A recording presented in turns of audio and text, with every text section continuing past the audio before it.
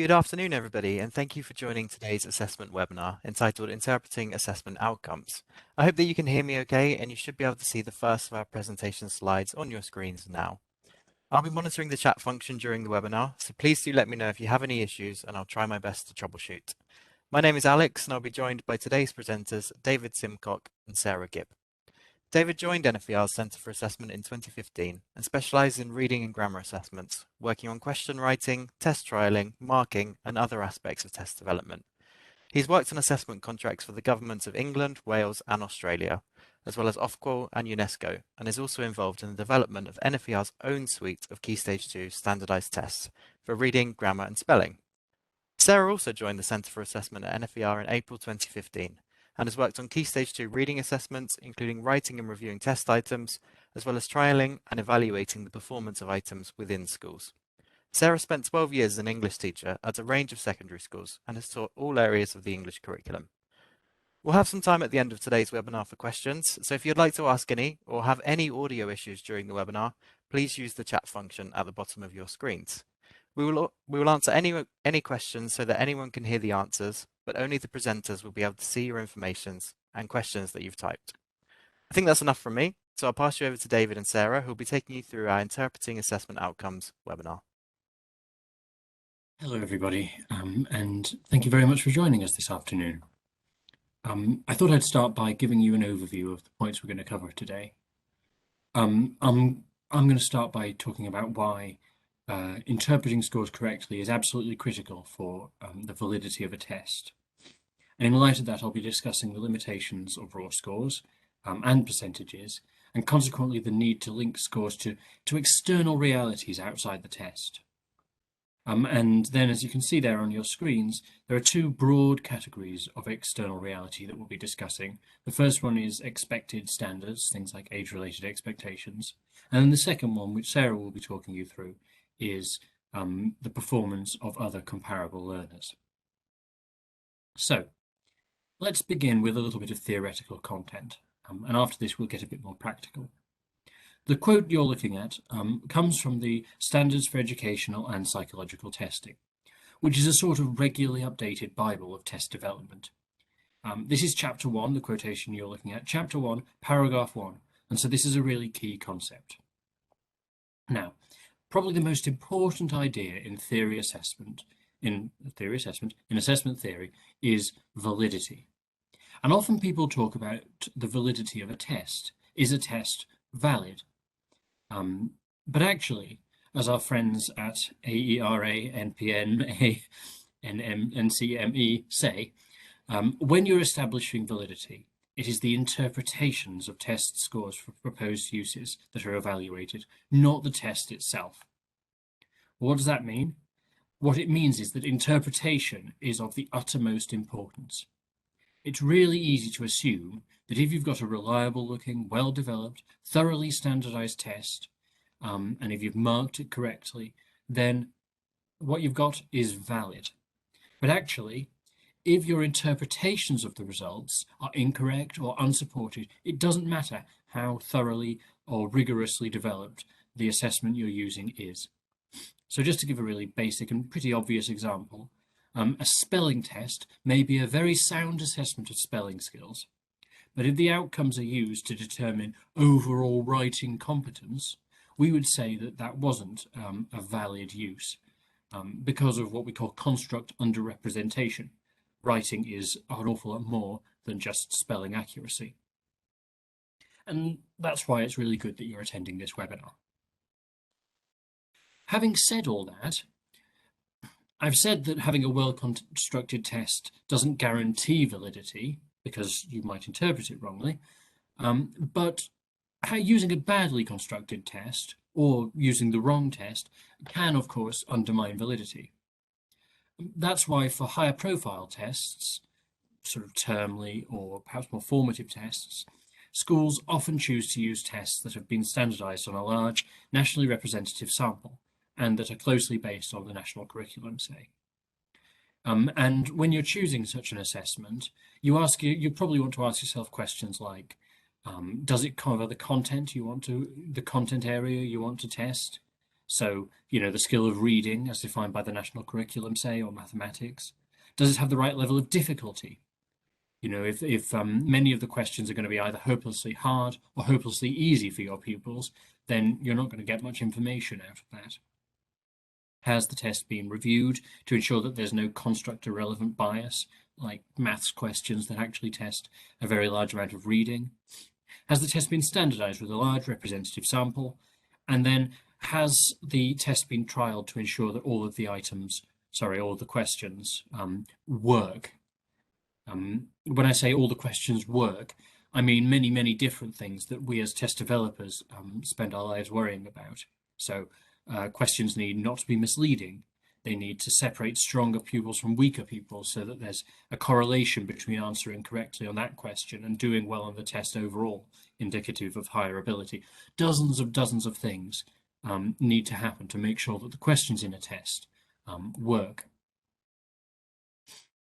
So let's suppose that you've chosen the right test. The children have sat that test. You've done your marking. Let's start from the most basic level of interpretation and work up. Let's start with raw scores. And as it says here, a pupil's raw score is simply the number of marks that a pupil has accrued on a particular test. E.g., Nina scored 35 marks. And on its own, that carries very, very little meaning.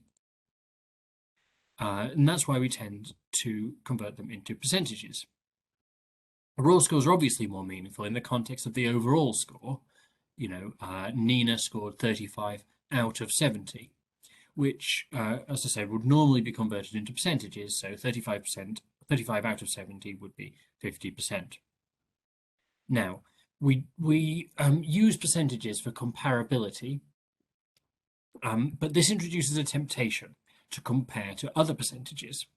So, for example, imagine that Nina in year 5, she's scored 50% on a maths test and 70% on a reading test. And based on that, it might look as if Nina is stronger at reading. But there are many reasons why these two percentages, 50% and 70%, are pretty meaningless in isolation and can't necessarily be compared. The most obvious reason is that you don't necessarily know how hard the test was. So imagine that you had accidentally given Nina, in year 5, a reading test from year 3. And so obviously her performance in that reading test is going to be higher than in a year 5 mathematics test. But actually it's true of any pair of tests, even ones that seem to be pretty comparable. It's very, very hard to get two tests to have exactly the same level of difficulty. But you might be thinking, well, at least I can compare the percentage scores of children who sat the same test in the same class on the same day. So if Nina has scored 70% and Ali has scored 35%, at least I can tell that Nina is much better at maths than Ali is, because 70% is so much more than 35%. But even this is not necessarily the case. The key idea here is that marks on a test are not like centimetres on a ruler. On a ruler, all the centimetres mean the same thing, and twice as many centimetres is twice as much length. But marks on a test don't necessarily mean the same thing. And hopefully this graph here helps to illustrate it. It's come from an article that NFER has just published that I wrote on our assessment hub, so you might have seen it on there, but I'm going to talk it through here. So in this graph, the purple bars represent questions in an imaginary test, and if you count, you'll see that there are 20 questions. The heights of these bars show the level of ability required to answer each question. So you can see that the questions are getting harder as you move from left to right. And you'll see that we've got a range of difficulties. And that's because you want most pupils sitting a test to get some items right and some items wrong. That's the way you get information about their ability. It's not terribly helpful if they get everything right or everything wrong. That tells you something about the test. It's too hard or too easy. It tells you very little about the child. Okay, so that's the vertical bars. Now let's look at these two horizontal lines. You've got the orange pupil, and the orange pupil the orange pupil's line is slightly lower. and their ability allows them to answer 7 questions, which amounts to 35% of the test. There are 7 questions that are below the notional ability level of this orange pupil. The green pupil, meanwhile, has higher ability, which enables them to answer 14 questions, which is 17% of the test. Now, that sounds like a really big difference, but we're in the know because we can see what the actual lines are. And we know that those 2 lines are actually quite close together. There isn't a huge difference in ability between orange and green. It's just that the green pupil benefits from a cluster of 7 questions that the green pupil can just about do, and that the orange pupil just about can't do. And this is one of the reasons. So you see, and so to summarize, you can really see from this illustration, I hope, that simply looking at the percentage scores of these 2 children will be misleading. And as a side note, looking at this problem is one of the reasons why test development and trialing is really important. It allows us as test developers and test constructors to know the difficulty of all the questions before they're put in the test, and to make sure that there are no big clumps at particular difficulty levels that can be misleading. So let's move on. We've established problems with percentages and raw scores. We're no closer really to identifying what the numbers you get out of a test actually mean. The problem remains the same. How can you make test results speak to some sort of fixed external reality? How can you get your test to tell you whether children are reaching, for example, an expected standard or the national average or something meaningful like that? So there are 2 ways. You can interpret scores in relation to agreed external standards or in relation to the scores of other comparable pupils. So let's start with the first one of those, agreed external standards. And I'm going to give 2 examples here. One of them is very well known, and you will doubtless be acquainted with, and one of them is a little bit more specific and localized. The well-known one is the expected standard that you get out of the national curriculum tests at the end of year 2 and year 6. The less well-known one is the NFER age-related expectations that come with some of our NFER tests that are done in some schools. I'm going to start with the NFER age-related expectations, the more obscure version, the more obscure example of this, because they're the ones that I have worked on personally. So, NFER summer term tests for maths and reading in years 1 and 3 and 4 and 5 have age-related expectations tables in the back of the teacher guide. And you can see this example here on the screen. And it tells you for any of the scores from 0 to 37 in this maths test, it tells you whether a child is not achieving age-related expectations or achieving age-related expectations, or even reaching high achievement on the test. So there you are, that's your external reality there. And note that we give some overlap to avoid misleading schools into thinking that there's some sort of clear-cut line that a student can suddenly and abruptly cross, you know, such that 17 marks would be not achieving and 18 marks would be achieving. It's much more subjective than that. How do we generate these? They're decided using a very interesting statistical standard setting method known as bookmarking. Bookmarking combines teachers' expertise with stated expectations. Teachers that we've recruited for the bookmarking process from schools. It combines their expertise with statistical information about how children performed on the test in the trial. I'm not going to share all of the details because some of it is very complicated, but essentially what we do is we ask teachers to look at the programme of study for each academic year. And what you've got there on screen is year 3, the year 3 national curriculum. There's only one programme of study per year in the national curriculum, which is why we can only do this exercise for our summer assessments, which happen at the end of a year. Otherwise, you can imagine that schools might perfectly legitimately teach different content at different times, and we've no way of knowing where pupils might end up at, for example, the end of the autumn term or at the end of the spring term. So what we do is we ask our practitioners who we've brought in for this exercise to think of a pupil who is just about able to meet age-related expectations. And holding that pupil in their mind, they label which questions in the test that hypothetical child would be likely to answer correctly. And then we feed the labels, we feed their decisions about individual questions into a formula, and this yields a threshold score, a sort of a grade boundary for which scores represent meeting age-related expectations. This is quite a laborious process. It takes several days and large panels of teachers and experts with multiple rounds of discussion and revisions.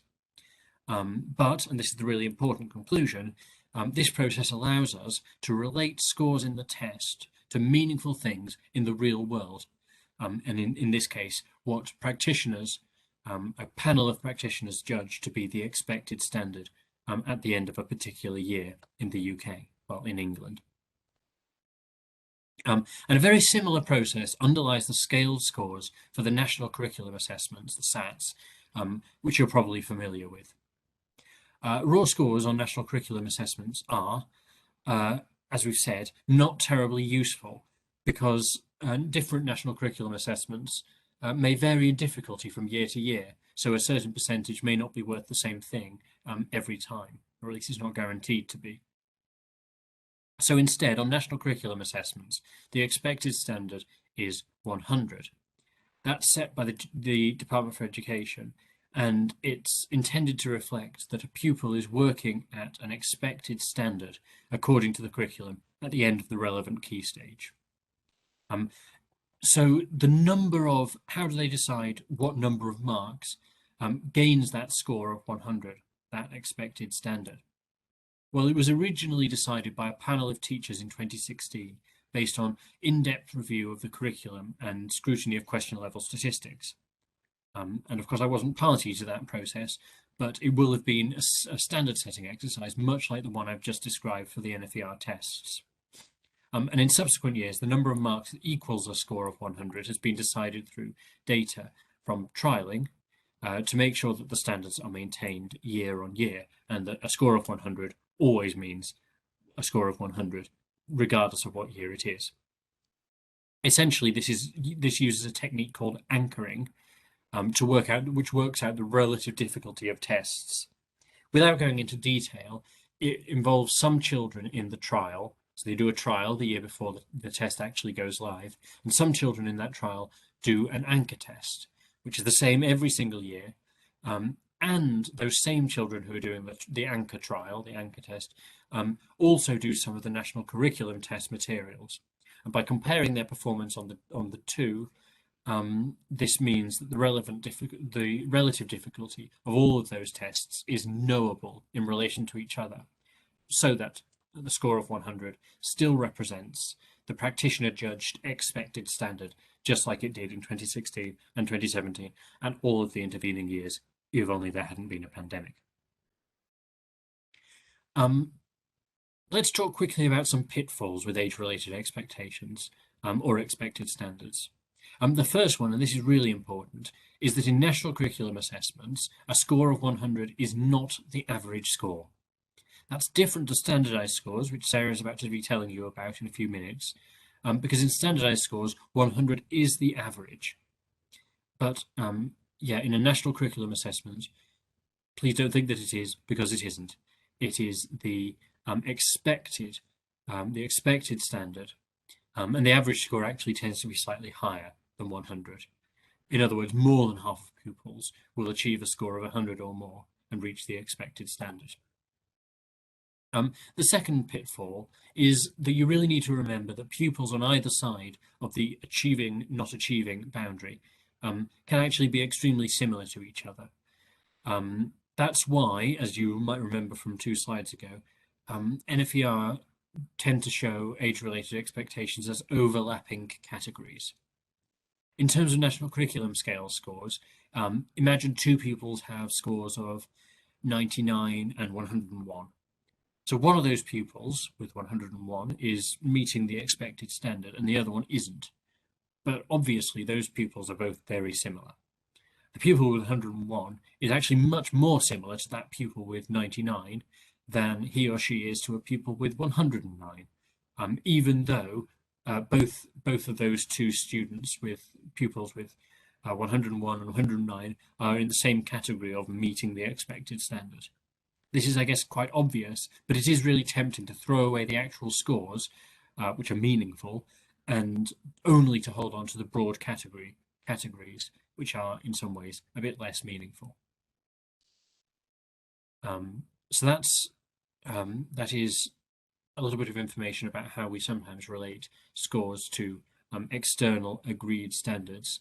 I'm going to pass over to Sarah now, and Sarah is going to talk about how we can relate scores to other learners. Thank you, David. Yes, so now we're going to move on to the second external reality, which you can look at to understand what your pupils' results reveal. And that is, as David says, other learners' scores, the performance of other comparable pupils. So to think about this, we're going to look at standardised scores in a little more detail, what they are, how they can be used, and as well, some things to be cautious of when interpreting them. So first of all, a standardised score is a type of scaled score, whereby pupils' raw scores are converted onto a common scale. And as David just mentioned, for these standardised assessments, normally a score of 100 represents average performance. So how the raw scores map onto this common scale is determined by conducting a large trial of the assessment in question with a nationally representative sample of pupils. And once your pupils' raw scores are converted onto this scale, a pupil who attains a standardised score of 100, they can be said to be working at the average for their age group, and that's in comparison to the students from the original trial. So on this diagram here, you can see the curve with 100 right in the middle, and that's the average score. And either side of that is a range of marks, which can also be described as average. So we've got 85 to 115 marks. So that's about 2/3 of pupils. And further to the left, pupils scoring below 85 are working below average. And on the right, those pupils scoring above 115, they're the pupils who are working above average. So the top 16% or so. This table also shows this breakdown of how standardised scores relate to performance. You can see here that the average category has been broken down into 3 different strands. We've got low average, average and high average. We do that on our assessments to give a little more information about pupils' performance relative to the sample, because the average category is rather broad otherwise. So, as I say, there's useful information that can be gained from pupils sitting a standardised assessment, because they allow us to look at individuals or a whole cohort's performance in relation to these scores of other comparable pupils. And they're much more reliable information than raw scores, as David's already mentioned, or percentage scores, because they allow us to see how a pupil's performance compares to the national average. And that, remember, is possible because the assessment's been trialled with that large nationally representative sample beforehand. They can also offer more insight into pupils' relative performance in different subjects, because standardised scores, unlike raw scores, can take into account the difficulty of the individual tests being taken. And for the same reason, that makes it possible to monitor a pupil's progress over time. So between year 3 and year 4, for example, as the standardised scores again take into account the differences in demand between that year 3 summer assessment they might have sat and the year 4 one. Okay. Can you move on to the next slide, please? So, as I say, the really helpful feature of standardised scores is that they allow you to measure a pupil's rate of progress from one standardised assessment to another, but they can be easily misinterpreted. So that's what we're going to think about for a moment now. It's really important to become familiar with how to interpret standardised scores so as not to make very understandable mistakes, which you'll see, it would be very easy to make them. So on the graph that you can see in front of you now, that's from the NFER tests analysis tool, and the diagonal line through the middle represents the expected progress of pupils from the Year 3 summer reading test to the Year 4 summer reading test. And the triangles, which are plotted on there, show each individual's actual standardised level of progress. So if those triangles are on or very close to the line, the pupil has made expected progress between these two assessments, regardless of the actual standardised score that they have received. So for instance, if a pupil has scored exactly the same standardised score in Year 3 and Year 4, say 105, it would be really easy to conclude that the pupil hasn't made any progress because their score's the same. They got 105 last year, they've got 105 again. They haven't moved. Or equally, if they've got 104 and previously they had 105, they haven't gone down. That's not what's going on with standardised scores, because 100 is just the average score for a particular test. And if a child does gain the same or similar standardised scores on consecutive assessments, then they'll actually be making average progress in relation to their starting point. That's what a triangle close to the diagonal line shows. If their standardised score drops significantly or rises by a large amount, that's when something has changed and they've started to either make less than average or more than average progress. And you can see that on this graph as well. The triangle, which is furthest away from the line, represents one pupil who scored, looks like 122 in Year 3 and 108 in Year 4. And that is a significant difference, and that suggests that the pupil has made less than expected progress between those two assessments. Next slide, please. Although they are very, very useful for monitoring progress, they're not infallible either, standardised scores. So it's just not possible for any single test to capture reliable information about a pupil's performance on every single aspect of the curriculum area that it covers. So particular questions focusing on certain skills or topics just might not give quite a full enough picture to be able to say with complete certainty that a student or a pupil has mastered or understood that element of the curriculum. So that means that although a standardised score is a better measure than a raw score, it may still not be what we call the pupil's true score. So to get around this, rigorous tests publish confidence intervals, and they are basically acknowledging that a pupil's true score is likely to fall within a particular range of scores. So it might not be 105, it might be a few more than that or a few less than that. By the way, this notion of a true score is hypothetical. There's no single number that can ever really precisely pinpoint a pupil's performance, but it's a good way of explaining the idea that a particular assessment may not quite measure the true ability of a pupil at that moment in time.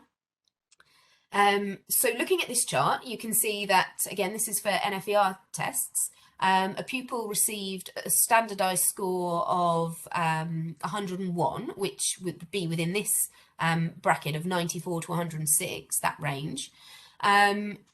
If they receive a score of 101, then there's a 90% confidence interval of -5 or +5. So there's a 9 in 10 chance that the true score is between 96, 5 less than the standardised score of 101 that they've gained, and 106, which is 5 more than the score itself.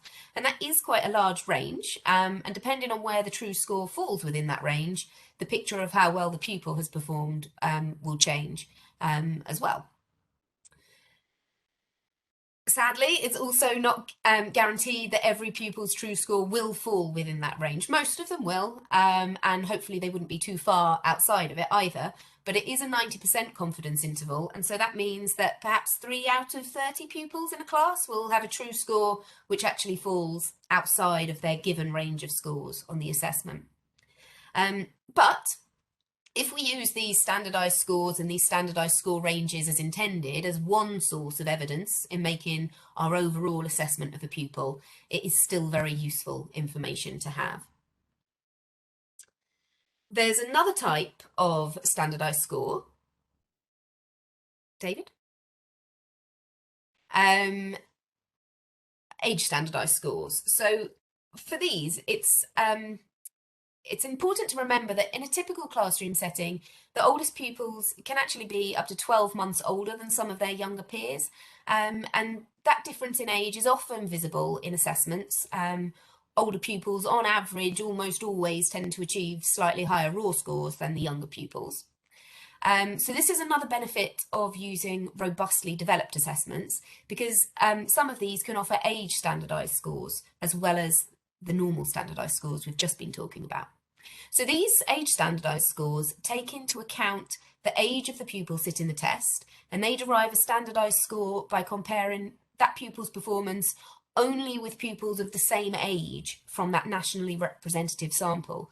So a younger pupil may gain a lower raw score than their older peers, but actually could receive a higher age standardised score because their performance relative to other pupils born in the same month as them, nearer the lower end of the year group, the younger end of the year group, sorry, they might be outperforming those pupils or doing better in relation to those other pupils.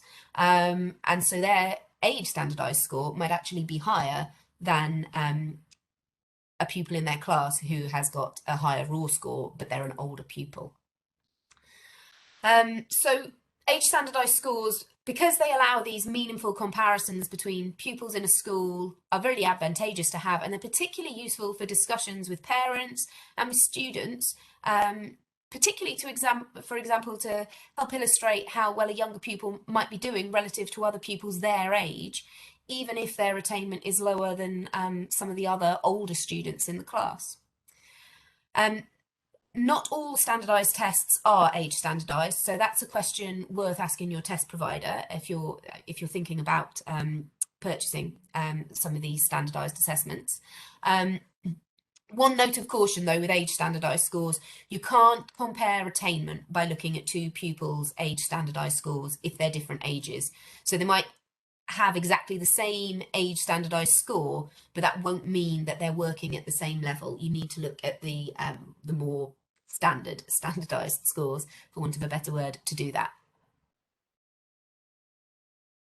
Okay, so we're almost there. Although we have highlighted some of the limitations of the data, please remember that standardised scores do provide a wealth of valuable information, and they are the most reliable statistics that we have. It's just really important to avoid placing too much emphasis on one single number, especially when you're communicating with the children themselves and their parents about progress. And formal assessments which yield standardised scores like these, they're just a part of your overall assessment of your pupils. Your professional judgment about a child's capabilities should be informed by them, but they aren't the only thing. The other thing that I should say is that assessment platforms like NFER tests do also tend to provide a lot more information than just the standardised score that we've been talking about today. So our analysis tool stores data on a question-by-question level. That means you can identify learning gaps and misconceptions. You can look for trends which might emerge for a particular question or topic area. And looking at pupils' performance on individual or interrelated subsets of questions can be really insightful and help you determine how best to support pupils to progress further. And that's actually going to be the focus of our next webinar in this series. So in the new year, our colleague Kieran Aurora is going to be looking at the diagnostic potential of formal assessments. So we hope you could join us for that webinar as well. And thank you for joining us today. Alex, were there any questions? Thank you very much, David and Sarah, for delivering the presentation, and thank you for everybody who gave up a portion of your afternoon to listen to us today. So I have a few questions here that I will now be putting to the presenters. So can I just check, you're saying that standardized scores from your tests and scaled scores from national curriculum tests are not the same thing?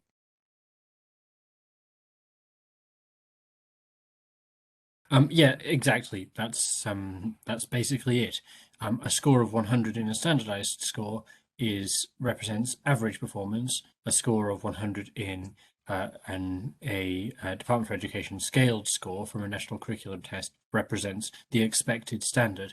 The expected standard is slightly lower than the average standard. So while we wouldn't necessarily claim that our NFER tests are directly predictive, you'd expect a standardized score of 100 on an NFER test to be sort of equivalent to slightly more than 100 in terms of a scaled score. Thanks, David. I have another question here. We all know about the disruption to children's education due to COVID. Does that mean we should make allowances for them when we test them this year? And won't this affect their progress? Oh, now that is interesting. Yes, there is now some evidence from various projects which suggests that on average children have made slightly less progress during the time when their schooling was disrupted by the pandemic. Of course, fortunately, most have still been making progress, and that's in no small part down to the dedication of teachers, of parents, and the children themselves. A Herculean effort, really, to keep things moving. So should you make allowances? Probably not. I would say we would probably always say it's very important to administer the tests the way that they were intended to be administered, in the normal way, because that's how you'll be able to see just where the children are, and in the coming years how their progress is recovering. And at this stage, we don't have any plans to re-standardise our assessments. So for NFER tests, that score of 100, our standardised score of 100, that will be based on the average pre-COVID. Actually, if you're interested in some of the research into how the pandemic has impacted on pupils' progress, I've already mentioned one upcoming webinar, but the one following that will actually be presenting the findings of our own research into learning loss during the pandemic. So that might be something to come along to as well.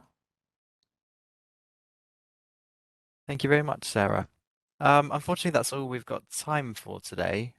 David, if you could move along to the next slide for me, please, the final slide.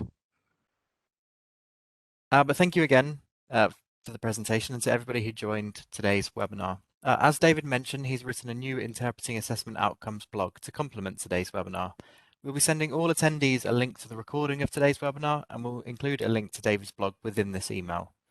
We also have a range of sample materials available at nfer.ac.uk/samples if you'd like to see the quality typical of NFER's range of assessments for years 1 to 6. Finally, make sure to follow NFER Classroom on Twitter to keep up to date with all of the latest information and events directly relevant to schools. Thanks again for joining us, and we hope to see you soon.